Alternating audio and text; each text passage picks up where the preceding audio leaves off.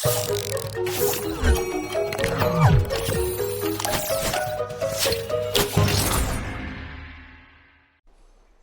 sommes en train de vivre les meilleurs jours et nuits de ce mois. Les 10 derniers jours et nuits de Ramadan. Ce sont les meilleurs jours après ce d'Hijja. Par Allah, ce sont des jours et des nuits immenses. Des jours et des nuits remplis de bénédictions. Nous vivons des moments privilégiés. Ce n'est pas le moment de baisser les bras, mais bien au contraire, le moment est celui de retrousser les manches et faire des efforts. De même qu'il faut profiter de ces jours pour demander à Allah qu'il nous pardonne nos péchés. Le Ramadan est le mois du retour à Allah, et Allah accepte le repentir de celui qui se repent à lui.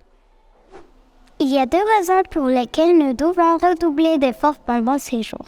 La première raison, ces nuits marquent la fin de ce mois béni. Or, nous savons que l'acceptation des œuvres dépend des dernières œuvres accomplies. En plus, il est fort probable que nous ayons négligé, que nous ayons eu des manquements au début du Ramadan ou à sa moitié. Les 10 derniers jours se présentent alors comme une occasion pour se rattraper. La deuxième raison, ces nuits contiennent une nuit immense, la nuit de destin. Il s'agit d'une nuit qui est meilleure que 1000 mois. Il est fortement recommandé de multiplier les invocations pendant ces nuits, et plus particulièrement l'invocation suivante. Ô Allah, en effet tu es le tout pardonné, tu aimes le pardon, alors pardonne-moi. Les prières de la nuit prennent couramment 2 appellations. En langue d'arabe, prière Layl, aussi appelée Tarawih pendant le Ramadan, et Salat Tahajjud. Ce sont des prières surrogatoires, donc non obligatoires, que l'on peut accomplir pendant le Ramadan et dehors du Ramadan. La première appellation est plus courante, ce qui concerne le fait d'accomplir des actes d'adoration, par exemple, une lecture du Coran, faire la prière, etc. Tandis que la deuxième appellation est plus courante, pour la prière accomplie lorsque l'on se réveille après être couché, et notamment dans le 3e tiers de la nuit. Il y a un lien direct entre le Ramadan et la prière Tahajjud, prière surrogatoire ou nawafil offerte au milieu de la nuit. Le Ramadan facilite l'accomplissement de ces actes pleins de mérite.